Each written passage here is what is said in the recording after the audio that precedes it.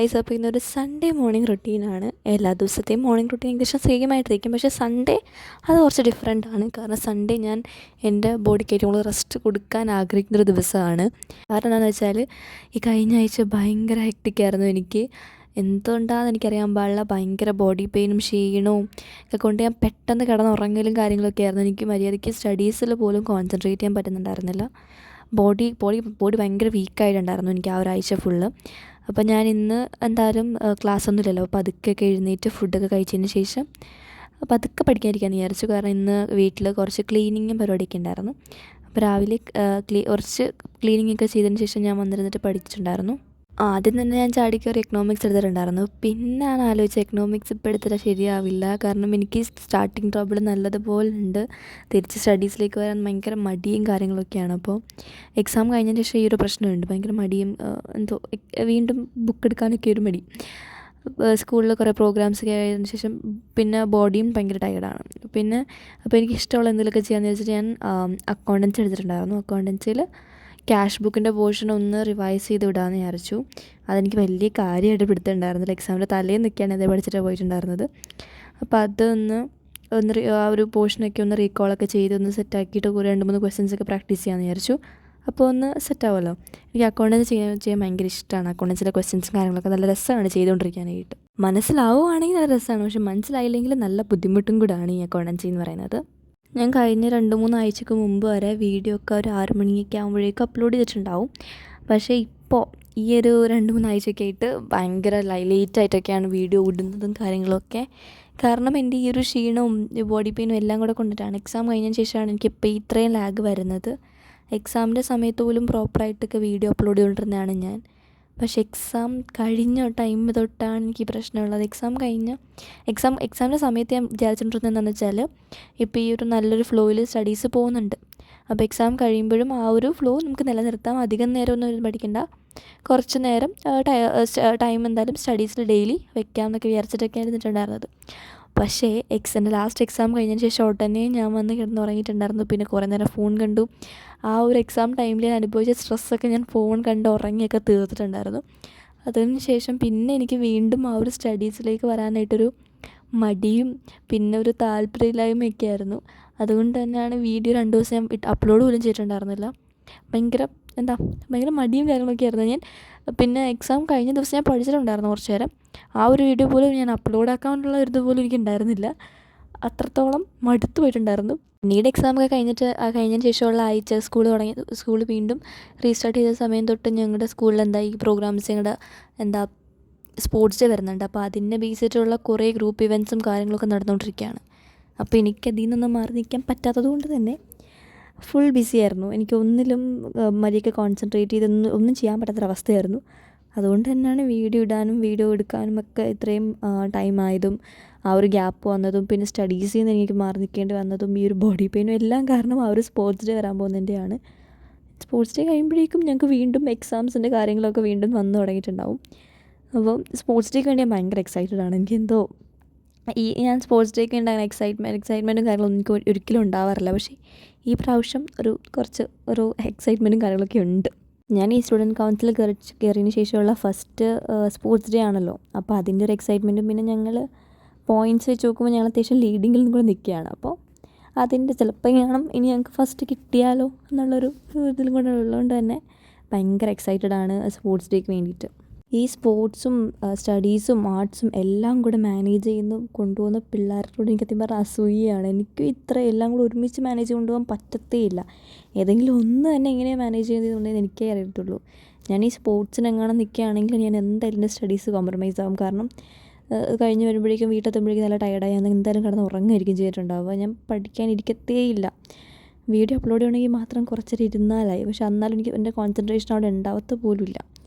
ഈ ആർട്സിന് പോകണമെങ്കിലും അത് തന്നെ, ആ ഒരു ക്ഷീണം ഉണ്ടാകാൻ പെട്ടെന്ന് ഉറങ്ങും. പക്ഷേ ഇത് രണ്ടും മാനേജ് ചെയ്യുന്ന ആൾക്കാരോടും ബിഗ് റെസ്പെക്റ്റാണ് എനിക്കുള്ളത്. അതുപോലെ നമുക്ക് നല്ല അസൂയയും തോന്നാറുണ്ട്. എൻ്റെ ബെസ്റ്റ് ഫ്രണ്ട് അങ്ങനെയാണ്. അവൾ എല്ലാ കാര്യങ്ങളും ഇതുപോലെ തന്നെ ചെയ്യും. പക്ഷേ അത് അവളുടെ ഉറക്കം കളഞ്ഞിട്ടാണ് ചെയ്യുന്നത്. അത് അവളുടെ ഹെൽത്തിനോട്ട് നല്ലതല്ല. എന്നാലും അവളുടെ 100% കൊടുത്തിട്ട് രണ്ടിലും നിൽക്കാറുണ്ട്. അപ്പോൾ എനിക്ക് അങ്ങനത്തെ പിള്ളേരോട് എനിക്ക് ഭയങ്കര ഇഷ്ടമാണ്. അങ്ങനെ കഷ്ടപ്പെട്ടൊക്കെ നിൽക്കുന്ന പിള്ളേരെ. ഞാൻ സത്യം പറയുകയാണെങ്കിൽ ഈ മോർണിംഗ് റൊട്ടീൻ എടുക്കാനായിട്ട് ഇന്നലെ തന്നെ പ്ലാൻ ചെയ്തതാണ്. അപ്പോൾ ഞാൻ വിചാരിച്ചു രാവിലെ മോർണിംഗ് റൊട്ടീനിൽ എൻ്റെ യോഗയും കാര്യങ്ങളൊക്കെ ഇൻക്ലൂഡ് ചെയ്യാമെന്ന്. ഞാൻ ഫസ്റ്റ് യോഗയൊക്കെ ചെയ്തുകൊണ്ടിരുന്ന ഒരാളായിരുന്നു. പക്ഷേ ഇപ്പോൾ എൻ്റെ ഫ്ലെക്സിബിലിറ്റിയും കാര്യങ്ങളൊക്കെ കുറച്ചൊന്ന് പോയി കിടക്കുകയാണ്. എന്നാലും അത്യാവശ്യമൊക്കെ ചെയ്യാൻ പറ്റുമായിരുന്നു ഇപ്പോൾ മെഡിറ്റേഷനാണ് എന്തെങ്കിലുമൊക്കെ രാവിലെ ചെയ്യാമെന്നൊക്കെ വിചാരിച്ചതാണ്. പക്ഷേ എഴുന്നേറ്റപ്പോഴേക്കും 9 മണിയൊക്കെ ആയിട്ടുണ്ടായിരുന്നു. പിന്നെ ഞാൻ പിന്നെ ഒന്നിനും നിന്നിട്ടുണ്ടായിരുന്നില്ല. എൻ്റെ അല്ലെങ്കിൽ 6:30 ആകുമ്പോഴേക്കും ഉണർന്നിട്ടുണ്ടായിരുന്നു. 6 മണി 6:30 സമയത്ത് എൻ്റെ ഉറക്കം എന്തായാലും ഞാൻ എഴുന്നേൽക്കും. ആ ഒരു സമയത്ത് ഡെയിലി ആ ഒരു സമയത്ത് ഞാൻ എഴുന്നേൽക്കും.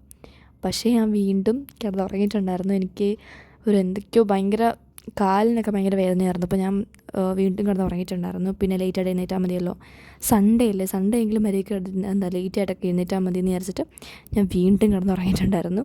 എന്നിട്ട് പിന്നെ ഒരു 9 മണി 9:30 ആ ടൈമിൽ എഴുന്നേറ്റത്. ഞാൻ പിന്നെ ലേറ്റായിട്ട് എഴുന്നേറ്റാലും കാര്യങ്ങളൊന്നും അമ്മ ഒന്നും വഴക്കൊന്നും പറയത്തില്ല. കാരണം ഓൾറെഡി എനിക്ക് ഇത്രയും വയ്യാണ്ടിരിക്കുകയെന്ന് അമ്മയ്ക്കറിയാം. അതുകൊണ്ട് തന്നെ വീട്ടിൽ തന്നെ ലേറ്റായിട്ട് എഴുന്നേറ്റാലോ ലേറ്റായിട്ട് ഉറങ്ങിയാലോ അതൊന്നും ഒരു കുഴപ്പം പറയത്തില്ല. കാരണം സ്റ്റഡീസിൻ്റെ സമയത്ത് എക്സാമിൻ്റെ സമയത്തൊക്കെ എത്രത്തോളം ലേറ്റായിട്ട് കിടന്നതെന്നും ഒക്കെ അമ്മ കണ്ടതാണ്. അപ്പോൾ അത് ഒന്നും പറയത്തില്ല. എൻ്റെ വീട്ടിൽ ആ ഒരു കാര്യത്തിലൊക്കെ ഭയങ്കര ചില്ലാണ്.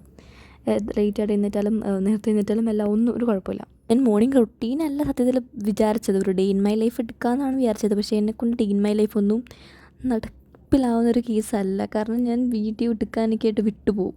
എനിക്ക് കണ്ടിന്യൂസ് ഈ വീഡിയോ എടുക്കൽ പരിപാടിയൊന്നും സെറ്റാവില്ല. ഡേ ഇൻ മൈ ലൈഫ് എടുക്കുകയാണെങ്കിൽ തന്നെ ഈ സ്റ്റഡീസ് അല്ലാണ്ട് ഞാൻ ചെയ്യുന്ന വേറൊരു കാര്യം ഉറക്കമാണ്. പിന്നെ ഫുഡ് കഴിക്കുക, ഇതല്ലാണ്ട് വേറെ ഒന്നും ഇല്ല. അതുകൊണ്ട് തന്നെ നിങ്ങളെ കാണിക്കാനും മാത്രം ഒന്നും ഉണ്ടാവില്ല ഒരു ഡേ ഇൻ മൈ ലൈഫൊക്കെ എടുക്കുകയാണെങ്കിൽ. ഞാൻ എക്സാം ഇല്ലാത്തൊരു ദിവസമൊക്കെ ആണെങ്കിലും പിന്നെ എടുക്കാം. പക്ഷേ എക്സാമിൻ്റെ ദിവസം വീട്ടിലാണെങ്കിൽ പിന്നെ നിങ്ങൾക്ക് ഒന്നും ഉണ്ടാവില്ല കാണാനായിട്ട്. ഞാൻ എഴുന്നേൽക്കുന്നു, വീണ്ടും കിടക്കുന്നു, വീണ്ടും എഴുന്നേൽക്കുന്നു, വല്ല ഫോൺ കാണുന്നു, അല്ലെങ്കിൽ ബുക്ക് വായിക്കുന്നു, എന്നിട്ട് വീണ്ടും കിടക്കുന്നു. ഇത് തന്നെ ഉണ്ടാവുള്ളൂ. അപ്പോൾ ഒന്നും ഉണ്ടാവില്ല. ഡേ ഇൻ മൈ ലൈഫൊക്കെ എടുക്കാനൊക്കെ ആണെങ്കിൽ ഒന്നും ഉണ്ടാവില്ല. അതുകൊണ്ടാണ് ഞാൻ ഡേ ഇൻ മൈ ലൈഫ് എടുക്കാണ്ടിരുന്നത്.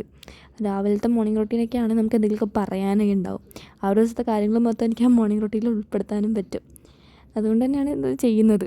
ഞാൻ എൻ്റെ മിക്ക ദിവസവും ഡേ ഇൻ മൈ ലൈഫിനെക്കാട്ടും കൂടുതൽ ഈവനിങ് റൊട്ടീനോ മോർണിംഗ് റൊട്ടീനോ അങ്ങനെയൊക്കെ ഇരിക്കും. എനിക്ക് പ്രോപ്പർ റൊട്ടീൻ ഞാൻ എപ്പോഴും പറയുന്നൊരു കാര്യമാണ്. എനിക്ക് പ്രോപ്പറായിട്ടുള്ള റൊട്ടീനൊന്നും ഇല്ല. എല്ലാ ദിവസവും ഏകദേശം ഒരുപോലൊക്കെ തന്നെ എനിക്ക് ഇരിക്കുന്നതേ ഉള്ളൂ. ചില സമയത്ത് എൻ്റെ മൂഡ് ഡിപ്പെൻഡ് ചെയ്തിട്ടിരിക്കും എൻ്റെ ആ ഒരു ദിവസം. അപ്പോൾ ഞാൻ just go with the flow, ആ ഒരു രീതിയിലൊക്കെയാണ് പോകുന്നത്. ഞാൻ പിന്നെ കൂടുതൽ പ്ലാൻ ചെയ്യാൻ നിൽക്കാറില്ല. ഞാൻ എത്ര പ്ലാൻ ചെയ്താലും അതുപോലെ നടക്കത്തുമില്ല. ഞാൻ ടു ഡു ലിസ്റ്റ് പ്രിപ്പയർ ചെയ്യാത്ത ഒരാളാണ്. ഇടയ്ക്കെങ്ങാണേ പ്രിപ്പയർ ചെയ്യത്തുള്ളൂ. കൂടുതലും ചെയ്യാത്തില്ല. അതായത് ഇപ്പോൾ എനിക്കൊരു ഇത്രയും ടൈം പഠിക്കാനുണ്ടെങ്കിൽ ആ സമയത്ത് എത്രത്തോളം പഠിക്കണമെന്നൊന്നും ഞാൻ എഴുതി വെക്കത്തേ ഇല്ല. കാരണം ആ എഴുതി വെക്കുന്നതിൽ ഒരു 5 എണ്ണം പോലും ഞാൻ കംപ്ലീറ്റ് ചെയ്യത്തില്ല. ഒരു 10 എണ്ണം എഴുതുവാണെങ്കിൽ ഒരു 5 എണ്ണം പോലും ഞാൻ കംപ്ലീറ്റ് ചെയ്യത്തില്ല. എൻ്റെ വിചാരം എഴുതി വെച്ച് കഴിഞ്ഞാൽ പണി കഴിഞ്ഞു എന്നാണ്. അതുകൊണ്ട് തന്നെ പഠിച്ച് കഴിഞ്ഞതിന് ശേഷം പഠിച്ച് കഴിഞ്ഞത് ഞാൻ എഴുതി വെക്കാറ് പതിവ്. അപ്പോൾ എന്തൊക്കെ ഞാൻ തീർത്തു എന്നാണ് ഞാൻ എഴുതി വെക്കാറ്. അതെനിക്ക് നല്ലപോലെ വർക്ക് ആവാറുണ്ട്. ഞാൻ ടു ഡു ലിസ്റ്റിന് ജസ്റ്റ് ഹെഡിങ് കൊടുക്കുന്നതേ ഉള്ളൂ. ഞാൻ ചെയ്ത കാര്യങ്ങളാണ് ഇപ്പോൾ മിക്കവാറും ഞാൻ അതിനകത്ത് എഴുതി വെക്കാറ്. ഞാൻ ഫസ്റ്റ് ചെയ്തൊരു മണ്ടത്തരമാണ് ഈ ടു ഡു ലിസ്റ്റ് പ്രിപ്പയർ ചെയ്യൽ. ചിലവർക്ക് വർക്കാവും. എൻ്റെ ഫ്രണ്ട്സിൽ മിക്കവർക്കും അത് വർക്കാവാറുണ്ട്. പക്ഷേ എനിക്ക് അത് ഒട്ടും വർക്കാവത്തില്ല. എനിക്ക് ഈ ഒരു മെത്തേഡേ പറ്റുള്ളൂ. ഞാൻ ചെയ്ത കാര്യങ്ങൾ എഴുതി വയ്ക്കുകയാണെങ്കിൽ എനിക്ക് ഓക്കെയാണ്. കുറച്ചും കൂടെ മോട്ടിവേഷൻ കിട്ടും. ഇപ്പോൾ ഈ ആ ഒരു പേജ് മൊത്തം നിറയ്ക്കണം, ഇന്ന് നിറച്ച് പറ്റുള്ളൂ എന്നൊക്കെ ഒരു ഫീൽ വരും. അപ്പോൾ ഞാൻ മാക്സിമം പെട്ടെന്ന് എത്രത്തോളം ചെയ്യാൻ പറ്റും അത്രത്തോളം ചെയ്യും. അല്ലെങ്കിൽ ചെറിയ ചെറിയ ടാസ്ക്കൊക്കെ ആണെങ്കിൽ ഞാൻ എഴുതി വയ്ക്കും. അപ്പോൾ ടിക്ക് ഇടുമ്പോൾ ഒരു സുഖം കിട്ടുമല്ലോ. അപ്പോൾ ഇങ്ങനെയൊക്കെയാണ് ഞാൻ ചെയ്യാറ്. കേൾക്കും ഭയങ്കര സില്ലിയായിട്ട് തോന്നുമെങ്കിലും ഇത് എനിക്ക് ഭയങ്കരമായിട്ട് വർക്ക് ചെയ്യുന്നൊരു കാര്യമാണ്. ഞാൻ കൂടുതൽ ചെയ്യുന്ന എക്സാം ടൈമിലൊക്കെ ആണെങ്കിൽ ഞാൻ ടു ഡു ലിസ്റ്റ് പ്രിപ്പയർ ചെയ്യാൻ നോക്കാറുണ്ട്. എന്നാലേ എനിക്കിത് വർക്ക് ചെയ്യാൻ പറ്റത്തുള്ളൂ. അല്ലാണ്ട് നോർമലി പഠിക്കാനൊക്കെ ഇരിക്കുകയാണെങ്കിൽ ഈ ഒരു ദിവസം സൺഡേ ആണല്ലോ, സൺഡേ ഞാൻ പ്ലാൻ ചെയ്യാനേ പോയില്ല. Just go with the flow, ആ ഒരു രീതിയിൽ കൊണ്ട് പോകാമെന്ന് വിചാരിച്ചപ്പോഴേക്കും എന്നെക്കൊണ്ട് എക്കണോമിക്സിലെ കുറച്ച് പോർഷൻസ് ചെയ്യാൻ പറ്റി, അക്കൗണ്ടൻസി ചെയ്യാൻ പറ്റി. അല്ലാണ്ട് ഇപ്പോൾ ഞാൻ പ്ലാൻ ചെയ്യാൻ നിൽക്കുകയാണെങ്കിൽ ഒന്നും നടക്കില്ല. കാരണം പ്ലാൻ ചെയ്യാൻ നിൽക്കുകയാണെങ്കിൽ ഞാൻ ഒരു ചാപ്റ്റർ മൊത്തം തീർക്കണമെന്നൊക്കെ ആയിരിക്കും ഇതൊക്കെയുന്നത്. അത് ഒരിക്കലും നടക്കില്ല. എന്നെക്കൊണ്ട് ആ ഒരു ഒറ്റ സ്ട്രെച്ചിലൊന്നും ഒരു ചാപ്റ്റർ തീർക്കാൻ പറ്റത്തില്ല. ഞാൻ ഭയങ്കര സ്ലോ ലേണറാണ്. അതായത് എനിക്ക് പതുക്കെ പഠിക്കാൻ പറ്റുള്ളൂ. പക്ഷേ ആ പതുക്കെ പഠിക്കുന്ന കാര്യം ഞാൻ ഒരിക്കലും മറക്കത്തുമില്ല. പെട്ടെന്നൊന്നും മറന്നു പോകത്തില്ല. എൻ്റെ നല്ലപോലെ മെമ്മറിയിൽ ഇത് സ്റ്റോറായി എടുക്കും. പിന്നെ റിവൈസ് ചെയ്യുന്ന സമയത്ത് എനിക്ക് കുറച്ചും കൂടെ ഒന്ന് ഹെൽപ്ഫുള്ളാവും. ഞാൻ എക്സാമിൻ്റെ തലേന്നൊക്കെ ഒന്ന് റിവൈസ് ചെയ്യുകയാണെങ്കിൽ ആ ഒരു ടോപ്പിക്കൊക്കെ എനിക്ക് പെട്ടെന്ന് ക്യാച്ച് ചെയ്യാൻ പറ്റും. അതുകൊണ്ട് തന്നെ ഇങ്ങനെ പതുക്കെ പഠിച്ച് വേണേൽ പോകുന്നത്. ഈ ഒരു കാര്യം എനിക്ക് അക്കൗണ്ടൻസിൽ നല്ലപോലെ ഹെൽപ്പ് ചെയ്യാറുണ്ട്. കാരണം അക്കൗണ്ടൻസി പഠിക്കുന്ന സമയത്ത് ഞാൻ പതുക്കെയാണ് തിയറി കാര്യങ്ങളൊക്കെ പഠിച്ചിട്ടുണ്ടായിരുന്നത്. ക്വസ്റ്റ്യൻസൊക്കെ പഠിക്കുമ്പോൾ ഞാൻ വല്ല പാട്ടൊക്കെ കേട്ടിട്ടായിരിക്കും പഠിക്കുന്നത്. സംഭവം മനസ്സിലായി കഴിയുകയാണെങ്കിൽ, എങ്ങനെ ചെയ്യേണ്ടതെന്ന് മനസ്സിലായി കഴിയുകയാണെങ്കിൽ ഞാൻ വല്ല പാട്ടൊക്കെ വെച്ച് നൈസായിട്ട് ചില്ലൊക്കെ ചെയ്തിട്ടൊക്കെ ആയിരിക്കും ക്വസ്റ്റ്യൻസ് സോൾവ് ചെയ്യുന്നത്. പക്ഷേ തിയറിയൊക്കെ ഞാൻ പ്രോപ്പറായിട്ട് അങ്ങനെ പതുക്കെ ഇരുന്ന് എന്നിട്ട് മനസ്സിലാക്കി പഠിച്ചതിന് ശേഷമായിരിക്കും പിന്നെ അത് മാറ്റി വയ്ക്കും. പിന്നെ ക്വസ്റ്റ്യൻസൊക്കെ ചെയ്യാൻ തുടങ്ങും. എന്നിട്ട് എക്സാമിൻ്റെ തലേന്ന് ഒന്നും കൂടെ തിയറി എടുത്ത് നോക്കും. അപ്പോൾ പെട്ടെന്ന് എനിക്ക് അക്കൗണ്ടൻസിയിൽ മാർക്ക് കിട്ടാനുള്ളൊരു കാര്യം കൂടി ഇതാണ്. എനിക്ക് ഭയങ്കര ഇഷ്ടമുള്ളൊരു സബ്ജക്റ്റാണ് അക്കൗണ്ടൻസി. ഇപ്പോൾ എനിക്ക് എപ്പോഴും സ്കോറിംഗ് ആയിട്ട് വരുന്നത് അതുകൊണ്ടായിരിക്കും. പക്ഷേ PT1 PT1 40 മാർക്കിൻ്റെയിൽ എനിക്ക് ഏറ്റവും സ്കോറിങ് ബിസിനസ്സായിരുന്നു. എനിക്ക് 40ൽ 36 ഉണ്ടായിരുന്നു ബിസിനസ്സിന്. അക്കൗണ്ടൻസിക്ക് 30 ഉണ്ടായിരുന്നത്. അപ്പോൾ ഞാൻ വിചാരിച്ചു എനിക്ക് ഏറ്റവും സ്കോറിങ് ബിസിനസ്സായിരിക്കും, ബിസിനസ്സിൽ എനിക്ക് നല്ലപോലെ മാർക്ക് മേടിക്കാൻ പറ്റുന്ന സബ്ജക്റ്റ് ആയിരിക്കും. പക്ഷേ ഹാഫ് ഇയർലിയിൽ തിരിഞ്ഞു പോയി. ഹാഫ് ഇയർലിയിൽ എനിക്ക് 80ൽ അക്കൗണ്ടൻസിക്ക് 61, ബിസിനസ്സിൽ 58 വരണം. അപ്പോൾ മനസ്സിലായി ഇതിലുള്ള കാര്യം കുറച്ചും കൂടെ നമ്മൾ പ്രാക്ടീസ് ചെയ്യുന്നതനുസരിച്ച് ഈ സബ്ജക്റ്റ് മാറിയിരിക്കും. എന്നാലും എനിക്ക് അക്കൗണ്ടൻസിയും ബിസിനസ്സും എൻ്റെ സ്കോറിങ് സബ്ജക്റ്റാണ്. എനിക്ക് അത്യാവശ്യം പഠിച്ചാൽ സെറ്റാക്കി എടുക്കാൻ പറ്റും എന്ന് എനിക്ക് ഒരു ഹാഫ് ഇയർലിൽ മനസ്സിലായി. കാരണം ഹാഫ് ഇയർലിൽ കുറേ ഫെയിലിയേഴ്സും കാര്യങ്ങളൊക്കെ വരുന്നതാണ്. പിന്നെ അത്യാവശ്യം ഡിഫിക്കൽട്ടായിട്ടുള്ള പേപ്പറായിരിക്കും എന്തായാലും ഹാഫ് ഇയർലിൽ ഇടുന്നത്. അപ്പോൾ അതിലെനിക്ക് ഇത്രയും മാർക്ക് വാങ്ങിക്കാൻ പറ്റുമെങ്കിൽ അത്യാവശ്യം എനിക്ക് ഓക്കെ ആയിട്ടുള്ള സബ്ജക്റ്റാണ് രണ്ടും എന്നെനിക്ക് മനസ്സിലായിട്ടുണ്ടായിരുന്നു. പിന്നെ നിങ്ങളിപ്പോൾ +1 നിങ്ങളുടെ ഹാഫ് ഇയർലിയുടെ മാർക്കൊക്കെ കുറവാണെങ്കിൽ അതൊന്നും ആലോചിച്ച് ടെൻഷൻ അടിക്കേണ്ട ആവശ്യമേ ഇല്ല. കാരണം ഹാഫ് ഇയർലിയുടെ മാർക്കൊന്നും പാസ്സായാൽ മാത്രം മതി. അല്ലാണ്ട് വേറെ ഇതൊന്നും ചിന്തിക്കേണ്ട ആവശ്യമൊന്നുമില്ല. കാരണം നല്ല ഡിഫിക്കൽട്ടായിരിക്കും എന്തായാലും പേപ്പർ. അപ്പോൾ ഇതായാലും മാത്രമേ ഉള്ളൂ ഇന്നത്തെ video. Thanks for watching. By.